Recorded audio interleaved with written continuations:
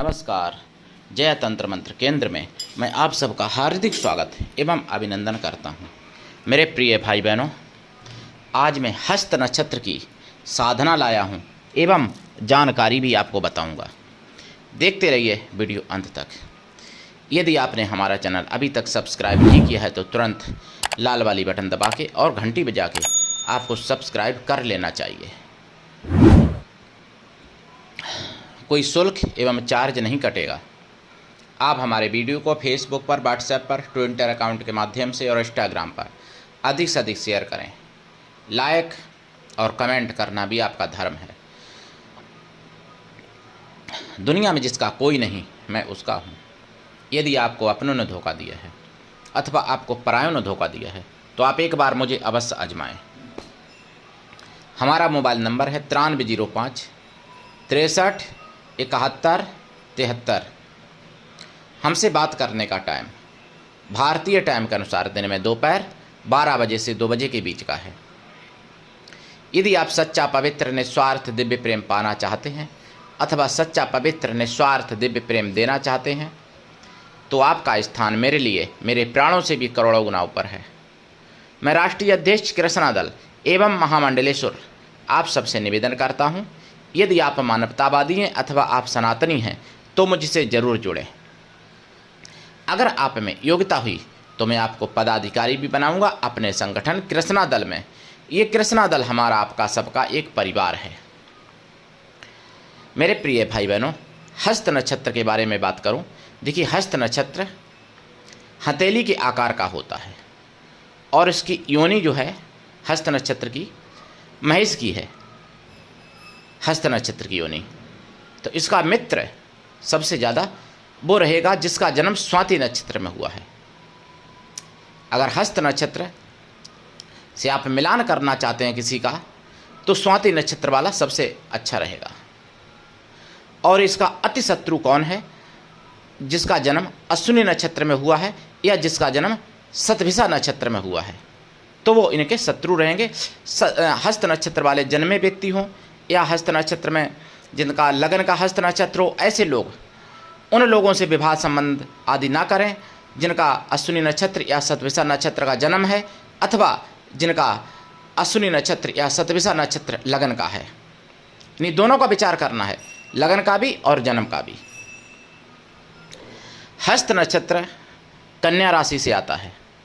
देखिए, बुधवार मतलब बुध इनका स्वामी है, लेकिन देखिए बुध का जहाँ पर देखिए मिथुन राशि में बुध जहाँ पहुँचता है तो वहाँ पर चंद्रमा वाला स्वभाव थोड़ा आ जाता है, यानी हास्य विलास उसको ज़्यादा पसंद होगा।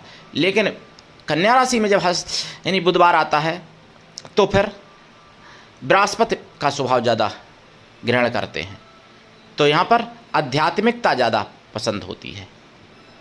हास्य विलास भी होगा लेकिन आध्यात्मिकता ज़्यादा। हस्त नक्षत्र के जो ऋषि हैं वो हैं पुला, जैसे पुलस्त होते हैं ऐसे पुला ऋषि भी हैं। तो पुला ऋषि की साधना आपको करनी चाहिए। और इनके विश्वोत्तरी जो ग्रह हैं वो हैं चंद्रमा हस्त नक्षत्र के, और इनके देवता हस्त नक्षत्र के हैं सविता आदित्य। आदित्य 12 आदित्य होते हैं, तो सविता आदित्य इनके देवता हैं हस्त नक्षत्र के। अगर आपका जन्म हस्त नक्षत्र में हुआ है या आप लगन हस्त नक्षत्र से संबंधित रखते हैं तो फिर आपको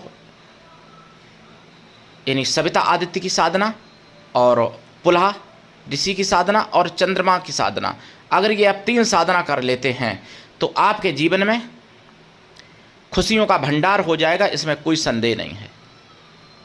और आपकी वनस्पति जो है, एक मालती का पेड़, मतलब मालती का पेड़ अगर बहुत पुराना हो जाए तो विशाल भी हो जाता है, और चमेली वनस्पति और रीठा का पेड़, ये पेड़ आप अपने हाथों से लगाएं और उनकी सेवा करें। अगर वो बड़े हो जाते हैं तो आपको भाग्योदय बहुत ज़्यादा होगा। आप अपने घर पर भी लगा सकते हैं जो संभव हो तो, नहीं तो कहीं बाहर लगाएं, खेत आपका हो या घर के आसपास कहीं ऐसी जगह हो जहां लगाएं, तो आपके लिए बहुत ज़्यादा शुभदायक होगा।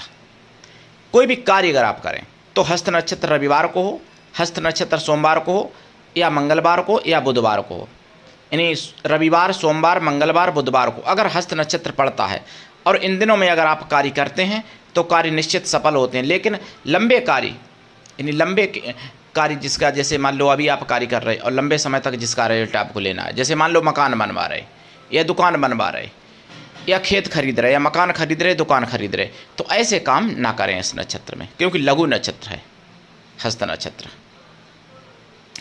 हस्त नक्षत्र की मैं साधना बताऊंगा और कई मंत्र बताऊंगा, लेकिन उससे पहले मैं आपको बता दूं, माननीय प्रधानमंत्री मोदी जी ने मुस्लिमों का तृप्तिकरण किया था ना, तृप्तिकरण, और मुस्लिम लोग हमारे हिंदू धर्म को कर रहे हैं नष्टीकरण, जिसका प्रमाण मैं आपको बता रहा हूं। मोदी जी की, माननीय प्रधानमंत्री मोदी जी की शपथ ग्रहण तो हो गई, प्रधानमंत्री बन गए 9 जून को 2024 में, जिस समय रविवार दिन था और नक्षत्र पहले पुनर्वसु था, फिर पुष्प था। लेकिन उसी दिन वैष्णो माता के यात्रियों से भरी हुई बस, मतलब वैष्णो माता के यात्रियों से भरी हुई बस, श्रद्धालुओं से भरी हुई बस, जिस पर आतंकवादियों ने हमला किया और 10 लोग वहाँ तुरंत ही मर गए थे और 30 लोग लगभग घायल हो गए थे, जबकि पूरी बस खाई में गिरी जाके, तो फिर पूरी बस में ही सभी घायल हुए होंगे, लेकिन आंकड़ा थोड़ा छुपा के दिखाया जाता है, आप जानते ही हैं। तो अब क्या उन आतंकवादियों को फांसी दी जाएगी? मान लो हमारे 10 भाई बहन हिंदू चले गए, मर गए, और 30 दिखा रहे कि घायल हो गए, वैसे हुई तो पूरी बस ही होगी। तो अगर वास्तव में हिंदुत्ववादी भाजपा है, मैं वैसे सपोर्ट भाजपा को हमेशा करता हूँ, भाजपा की बड़ाई करता हूँ, लेकिन यहाँ पर मैं कह रहा हूँ, मेरी बात किसी को ख़राब लगे तो लगती रहे, अगर कोई मुझे इसके अपराध में जो फांसी देना चाहे तो कोई टेंशन नहीं है, लेकिन मैं कह रहा हूँ, अगर भाजपा में वास्तव में सच्चाई है, अगर भाजपा वास्तव में हिम्मत दम रखती है, तो जो आतंकवादी थे उन आतंकवादियों को तथा उनको पोसने पालने वाले उनके परिवारीजनों को, उनके पढ़ाने वाले मदरसा वालों को भी, और उन आतंकवादियों को सबको फांसी देनी चाहिए, तब आतंकवाद बंद होगा। तृप्तिकरण करते रहोगे तो कभी बंद नहीं होगा आतंकवाद। आतंकवाद भी तृप्त होता है ना, आप तृप्तिकरण करोगे मुसलमानों को तो आतंकवाद भी उसके साथ में पोषित और फलित होता है, और होगा, वही हुआ है, तृप्तिकरण अगर आप करोगे तो। इसलिए मेरा निवेदन है, मैं कोई भाजपा का विरोधी नहीं हूँ, लेकिन क्योंकि मैं वोट सपोर्ट हमेशा कमल में देता हूँ, जब आज से नहीं, जब भाजपा का कोई अस्तित्व भी नहीं था, बहुत गिनी चुनी सीटें आती थीं, तब भी मैं वोट कमल में ही देता था। मेरे माता पिता, मतलब मैं तो बालक था उस समय, तो हम परंपरागत कमल में वोट देते हैं। लेकिन और हमारे शिष्य हर पार्टी में हैं, कांग्रेस में भी हैं, सपा में भी हैं, बसपा में भी हैं, और भाजपा में भी हैं, और अकाली दल में भी हैं, शिवसेना में भी हैं, ऐसा नहीं है, लेकिन और भी पार्टियों में, मतलब, लेकिन जो सनातन की बात करेगा, जो देश की बात करेगा, मैं उसके साथ खड़ा हूँ। लेकिन जब गलती होगी तो कहा जाएगा।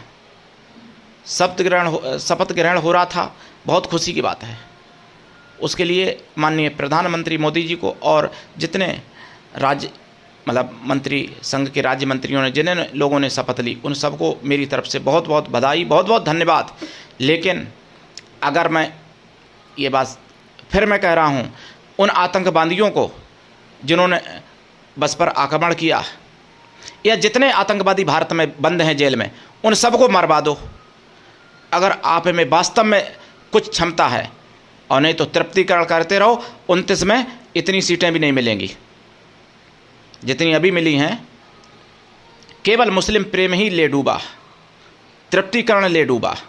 और भी कई चीज़ें हुई हैं, वो कमियां सुदर्शन चैनल पर बताई गई थी, जिसके कारण कम सीटें हुई। लेकिन तृप्तिकरण, बहुत हिंदू नाराज था कि मुस्लिमों को ज़्यादा खुश किया जा रहा है भाजपा में, तो फिर भाजपा और कांग्रेस में अंतर ही क्या रह जाएगा।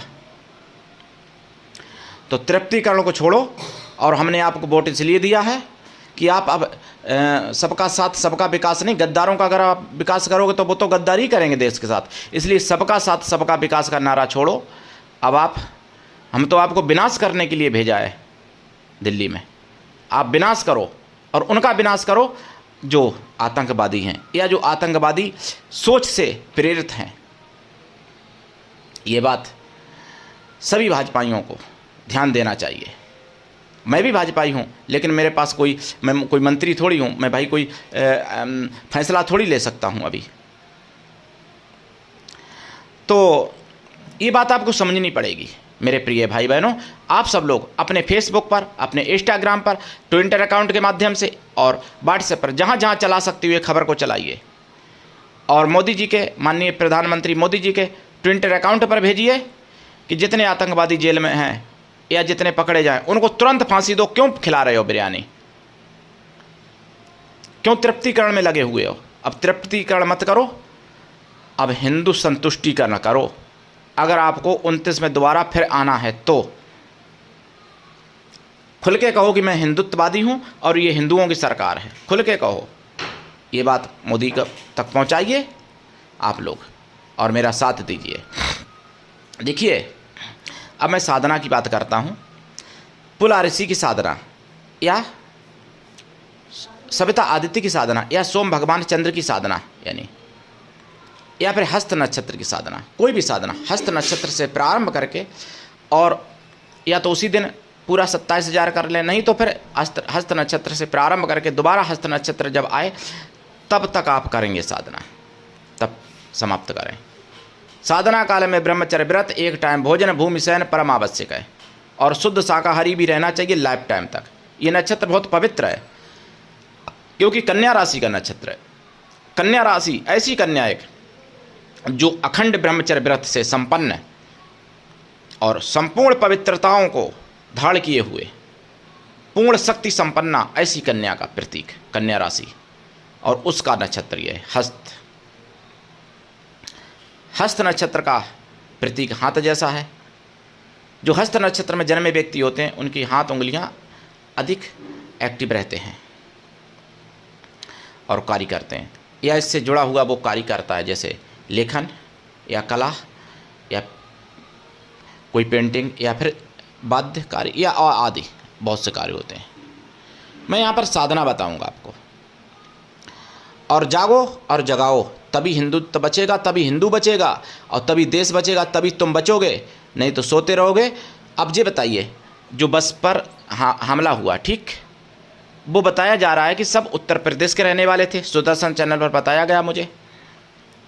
अब उत्तर प्रदेश के रहने वाले जो थे बस पर यात्री, जो मर गए या जो घायल हो गए, तो उन आतंकवादियों ने यही नहीं पूछा था कि तुमने कांग्रेस को वोट दिया कि तुमने मोदी को वोट दिया, कि तुमने साइकिल में वोट दिया कि तुमने हाथी में वोट दिया। उनसे ये नहीं पूछा गया। उनकी नज़र में आप काफिर हो।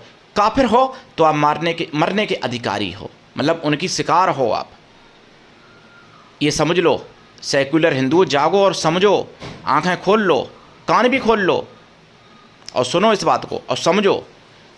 बस पर जहाँ आक्रमण हुआ तो वहाँ क्या कांग्रेस की मानने वाले, कांग्रेस को वोट देने वाले क्या नहीं जाते हैं वैष्णो देवी? नहीं गए होंगे? क्या गए होंगे? क्या सपा या बसपा या अन्य कोई दल में वोट देने वाले क्या नहीं गए होंगे बस पे? जरूर गए होंगे। ये श्योर नहीं है कि कमल के फूली वाले तीर्थ करते हैं, लेकिन उनकी नज़र में आप हिंदू हो तो आप काफिर हो, आप कत्ल करने के योग्य हो और आपका कत्ल किया गया। मतलब आपके परिवार में, किसी के तो परिवार में वो होंगे ही लोग जो 10 मर गए, किसी के भाई होंगे, किसी के बेटे होंगे, किसी के पति होंगे, किसी की पत्नी होंगी। तो मेरे प्रिय भाई बहनों, इस बात को समझना पड़ेगा। वहाँ पर आपको मारा जाएगा, आपसे ना तो जात पूछी जाएगी कि आप ब्राह्मण हो कि ठाकुर हो कि बनिया हो कि वाल्मीकि हो, और ना आपसे ये पूछा जाएगा कि आपने वोट किसको दिया। बस आप हिंदू हो तो आपको मारा जाएगा। तो इसलिए समझो, चेतो, जागो और दूसरों को भी जगाओ। मंत्र बता रहा हूँ अब। देखिए, हस्त नक्षत्र का जो मंत्र है यूट्यूब पर पहली बार दे रहा हूँ। अन्य मंत्र फिर बाद में दूंगा, अभी इसी वीडियो में। मंत्र है ओम दक्ष जाय विद्महे चंद्र प्रियाय धीमहि तन्नो हस्ता प्रचोदयात्। ये हस्त नक्षत्र का मंत्र है। दूसरा ओम हस्ताय नमः, ओम हस्ताय नमः, ये भी मंत्र पहली बार है। ओम हस्त नक्षत्राय होम फट, ये भी पहली बार। ये 3 मंत्र जो हैं यूट्यूब पर पहली बार हैं, किसी ने नहीं अभी तक दिए। अब मंत्र मैं दे रहा हूँ, ये भी पहली बार है। ओम पु पुलाय नमः, एक ये मंत्र है। ओम पुलारिषि नमः, दूसरा मंत्र है। ये भी यूट्यूब पर पहली बार है। अब ओम सविताय नमः, ओम सविता आदित्याय नमः, ये 2 मंत्र है। और ओम चंद्रमाय नमः, ओम श्राम श्रीम श्रोम स चंद्रमसे नमः, ओम सोम सोमाय नमः, ये मंत्र हैं, मिल जाएंगे आपको और भी जगह। तो इनमें से कोई भी मंत्र आप, या देखिए 3 मंत्र तो आपको करना ही चाहिए, 3 लोगों की साधना अपने जीवन में, अगर आप हस्त नक्षत्र से प्रेरित हैं, जन्म से या लगन से। देखिए पुला ऋषि की साधना, चंद्र भगवान की साधना और सविता आदित्य की साधना, और आपके जीवन में खुशियों का भंडार हो जाएगा, इसमें कोई संदेह नहीं। साधना रात्रिकालीन है। साधना काल में देसी घी का दीपक जलाएं, खोया की मिठाई का प्रसाद रखें और पंचमेवा का प्रसाद रखें। और हाँ, इस साधना काल में अगर आपको कोई भैंसा मिल जाए, भैंसे, तो उन भैंसों को जरूर भोजन कराएं। भैंसा जो होते हैं उन भैंसा को भोजन जरूर कराएं और उनको पूजनीय मानें, इससे भी आपका प्रभाव होगा। भैंसा को भोजन जरूर कराएं, ध्यान रखना। और शनिवार को अगर आप भैंसा को भोजन कराते हो तो आपका राजयोग तक बनाने की क्षमता रखता है। अगर आप शनिवार को भैंसा को भोजन कराते हो, पुल्लिंग भैंसा, ध्यान रखना। मेरे प्रिय भाई बहनों, उठाइए लाभ, करिए साधना और दीक्षा लेकर साधना करिए। और देखिए हस्त नक्षत्र का जो है, जैसे महेश योनि है, ऐसी उत्तरा फाल्गुनी नक्षत्र की वृष योनि है। तो वृष योनि गाय की योनि से मिलान सबसे अच्छा रहता है। और जैसे अभी समान योनि यानी स्वाति नक्षत्र वाले से आपका सबसे अच्छा रहेगा। और जो अश्विनी और सतविसा, ये आपके अति शत्रु हैं। हस्त नक्षत्र वाले सावधान रहें और सुने। मेरे प्रिय भाई बहनों, करिए साधना, उठाइए लाभ। और अब आगे आने वाले अगले वीडियो में आपको बताया जाएगा चित्रा नक्षत्र की साधना। चित्रा नक्षत्र के जन्मे व्यक्ति या लगन से प्रभावित तैयार रहें सुनने के लिए। चित्रा नक्षत्र की साधना, पूरी जानकारी। वैसे तो जानकारी अनंत है, पूरी ज़िंदगी में एक हस्त नक्षत्र की जानकारी नहीं दे सकता, पूरी ज़िंदगी में इतनी जानकारी है, लेकिन मुख्य मेरे प्रिय भाई बहनों, आज के लिए इतना ही। धन्यवाद। जय श्री राम, जय सनातन, जय हिंदू राष्ट्र।